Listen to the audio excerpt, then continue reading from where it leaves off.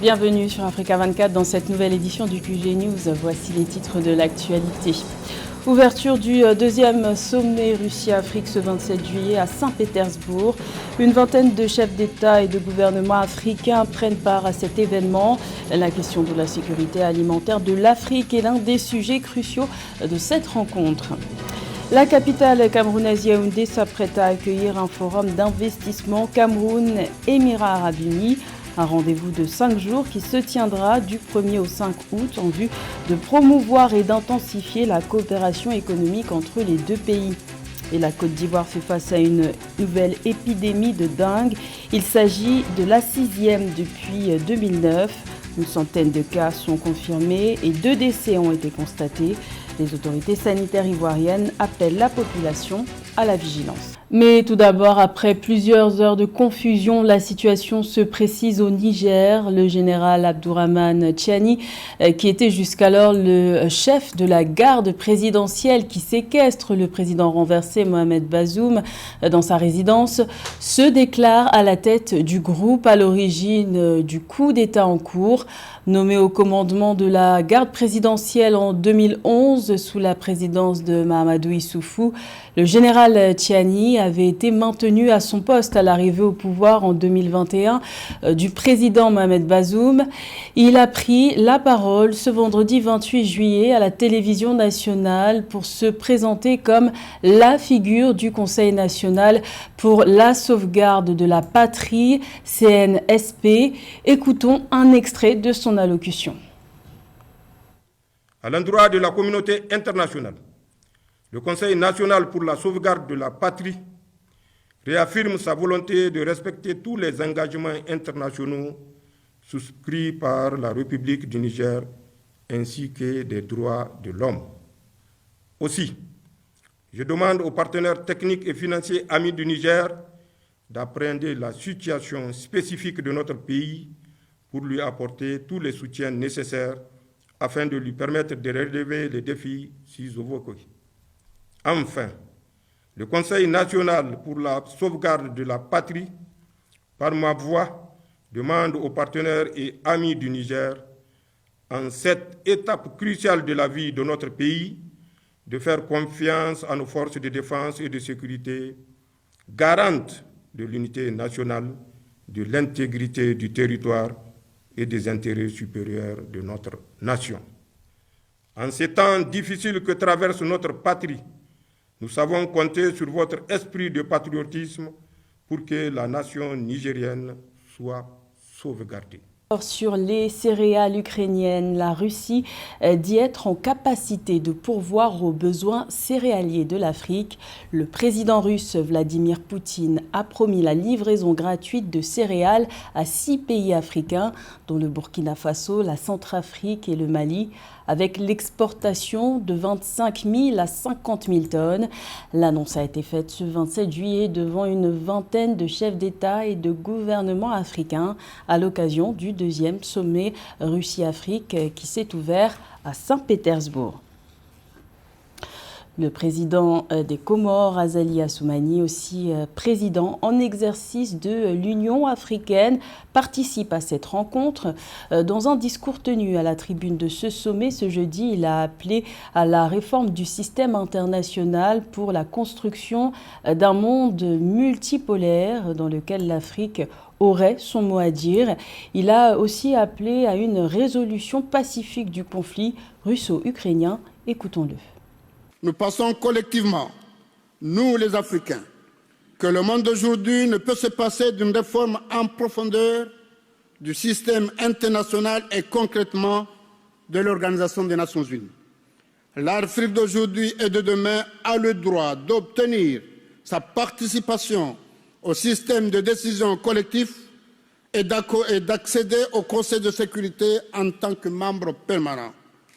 Ce fut le combat de mes prédécesseurs, et c'est aujourd'hui le mien, et ce sera, soyez-en sûrs, celui de mon successeur le jour venu. Et je me réjouis qu'il y ait sur ce sujet un point de vue commun entre notre continent et la Fédération de Russie que j'appelle à applaudir, et j'exprime le vœu que les autorités russes continueront de se faire l'avocat de cette juste cause dans les enceintes internationales.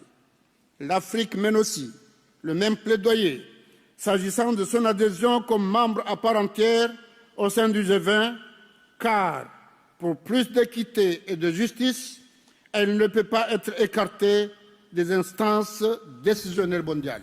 Le président camerounais Paul Biya a répondu à l'invitation de son homologue russe Vladimir Poutine en participant au deuxième sommet Russie-Afrique. Il s'agit de sa première visite officielle en Russie, un pays avec lequel le Cameroun va célébrer l'année prochaine 60 ans de relations diplomatiques. Plus de détails avec notre envoyé spécial à Saint-Pétersbourg, Fraterne Dakaisenga. Le deuxième sommet Russie-Afrique qui s'est ouvert ce 27 juillet 2023 à Saint-Pétersbourg accueille une vingtaine de chefs d'État, dont le président Paul Biya du Cameroun qui a quitté son pays dans la soirée du 26 juillet pour Saint-Pétersbourg. La Fédération de la Russie a été reconnue en juillet 1992 par le Cameroun, alors que le pays d'Afrique centrale et l'ex-URSS entretenaient des relations diplomatiques depuis février 1964. Le dernier accord en date entre le Cameroun et la Russie a été signé à Moscou le 12 avril 2022 et concerne le volet de la défense. Un accord signé en plein conflit russo-ukrainien et qui répond aux principes de politique étrangère du Cameroun, basé sur la non-ingérence dans les affaires internes des États et le non-alignement. Selon les autorités camerounaises, la coopération entre le Cameroun et la Russie relève essentiellement des domaines militaires, de l'assistance humanitaire et le volet commercial et économique reste très peu développé. Ainsi, la participation d'une délégation camerounaise avec la présence de 8 ministres dans des domaines stratégiques comme le commerce, l'économie, la défense ou encore les travaux publics au deuxième sommet Russie-Afrique de Saint-Pétersbourg constitue une opportunité pour finaliser les démarches entreprises afin d'attirer des investissements russes dans ce pays d'Afrique centrale et accroître le volume des échanges avec le partenaire russe. Également dans l'actualité, au Gabon, la Cour constitutionnelle a rejeté le recours formulé par des représentants de la société civile et des opposants pour contester la modification de la loi électorale, et ce à quelques semaines des élections générales qui comprennent la présidentielle, les législatives et les élections locales prévues le 26 août. Les principaux candidats à l'élection présidentielle, parmi lesquels figurent Paulette Missembo et Alexandre Barraud-Chambrier, avaient saisi la Cour concernant entre autres la suppression de l'authentification des bulletins de vote ou encore la diminution du nombre des représentants des candidats dans chaque bureau de vote. Des réformes qui ne favoriseraient pas la transparence électorale selon eux. La Cour constitutionnelle a donc jugé irrecevable la demande des contestataires. Les opportunités d'investissement sont mises en avant au Cameroun. La capitale Yaoundé va accueillir du 1er au 5 août le forum d'investissement Cameroun-Émirats Arabes Unis, un rendez-vous de 5 jours organisé par l'Agence de promotion des investissements, API, pour promouvoir la coopération économique entre les deux pays. Les précisions dans ce sujet de Séverin Douqueux. Une mission d'investisseurs des Émirats Arabes Unis va séjourner au Cameroun dans le cadre du forum d'investissement Cameroun-Émirats Arabes Unis prévu du 1er au 5 août 2023. L'objectif pour la délégation est de saisir les opportunités d'investissement à eux présentées par l'Agence de promotion des investissements du Cameroun, API. Dans le cadre de sa participation à la Coupe du monde de football 2022, l'API s'était rendue au Qatar en campagne de séduction d'investisseurs avec comme résultat la signature de 8 protocoles d'accord dont il est attendu l'implémentation durant ce rendez-vous de 5 jours. Cette visite est le résultat d'une suite de travaux que nous avons entrepris avec l'Agence de promotion des investissements lors de la dernière visite de certains membres du gouvernement camerounais à Dubaï. Nous avons signé des mémorandums d'entente et nous entendons mener des entreprises de différents secteurs et nous espérons implémenter cela à travers des accords durant cette visite. Le Cameroun envisage de devenir un pays émergent à l'horizon 2035 et un hub logistique en Afrique centrale. Relever ces défis passe par des investissements significatifs sur tous les plans. Selon de récentes projections du FMI, la croissance du PIB du Cameroun devrait atteindre 4,2% en 2023 et 4,5% en 2024. Ceci pour un PIB nominal estimé à 27 210 milliards de francs CFA, soit environ 41,55 milliards d'euros. Les retombées du forum devraient ainsi contribuer à l'atteinte de ces échéances. À travers cette mission, retour des investisseurs émiratis au Cameroun, l'Agence de promotion des investissements compte apporter sa contribution à la réalisation des orientations gouvernementales contenues dans la stratégie nationale de développement du Cameroun, la SND 30, à travers le renforcement du rôle du secteur privé dans le financement du développement de notre pays. 88 milliards de francs CFA, c'est le montant nécessaire à la réalisation des objectifs de développement du Cameroun pour les projets de développement dans le cadre de la SND 30, la stratégie nationale de développement pour la période 2020-2030. L'atteinte de ces différents objectifs nécessite un secteur privé fort, des ressources du privé fortes et d'importants investissements étrangers. La Côte d'Ivoire fait face à sa 6e épidémie de dengue depuis 2009. Une centaine de cas ont été confirmés et au moins 2 personnes ont succombé à cette maladie transmise par les moustiques. Les autorités sanitaires appellent la population à la vigilance. Les explications d'Esther Conan. La Côte d'Ivoire fait face à sa 6e épidémie de dengue. À ce jour, le tableau épidémiologique de la dengue fait état d'une centaine de cas confirmés, dont 2 décès. La propagation de la maladie se fait par la piqûre de moustiques zébrés, de couleur blanc-noir communément appelés moustiques tigres. C'est un insecte qui pique pendant la journée, entre 16h et 18h. Les autorités sanitaires ivoiriennes appellent à la vigilance de la population. Je sais que c'est une maladie qui s'apparente au paludisme. Bon, je pense que peut-être les moyens de prévention sont les mêmes. Les différents modes de prévention, il faut garder sa maison propre, tout ce qui peut attirer les moustiques dans une maison, il faut détruire les nids, il faut aussi voir sa santé parce que quand tu ne suis pas, tu as une fièvre et que tu ne cherches pas à savoir ce qui se passe, tu peux avoir la maladie croyant que tu as le palu alors que c'est autre chose que le palu.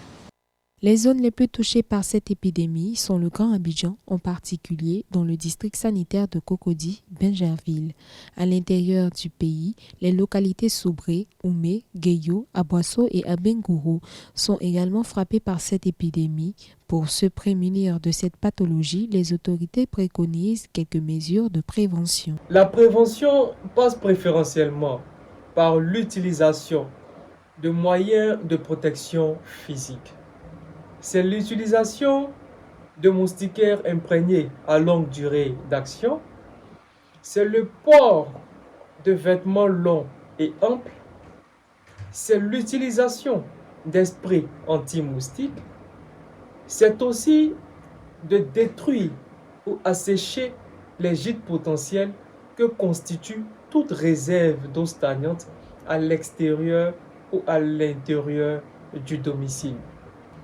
Chez des personnes, l'infection de la dengue peut rester muette et passer inaperçue jusqu'à devenir très grave. Et aujourd'hui, il n'existe pas encore de traitement spécifique contre la dengue. Alors, faites attention aux signes de maladie que vous exprimez. Faites-vous dépister. Afin de freiner sa propagation, le ministère de la Santé, de l'Hygiène publique et de la couverture maladie universelle a déployé une stratégie sur le terrain. En plus de la pulvérisation aérospatiale et de l'opération de démoustication par drone, le ministère annonce la disponibilité de tests de diagnostic rapide TDR de la dengue dans les centres de santé. Le Maroc a été choisi par la Confédération africaine de football pour accueillir la prochaine édition des CAF Awards. La cérémonie se tiendra le 11 décembre prochain, un événement très attendu sur le continent puisqu'il récompense et honore chaque année les acteurs du football africain, un sujet de José Douglas. Les lauréats 2023 de la CAF Awards seront connus le 11 décembre au Maroc. Parmi les précédents gagnants, nous pouvons citer chez les hommes Yaya Touré, Samuel Eto'o, Didier Drogba, Mohamed Salah, Riyad Mahrez, Mwanko Kanu, Betty Belé et George Weah, président actuel du Libéria. Et pour ne citer que cela. Chez les dames, Aziza Oshoala a dominé la catégorie ces dernières années en remportant plusieurs éditions. Et nous pouvons aussi parler des anciennes gagnantes comme Perpetua Rocha.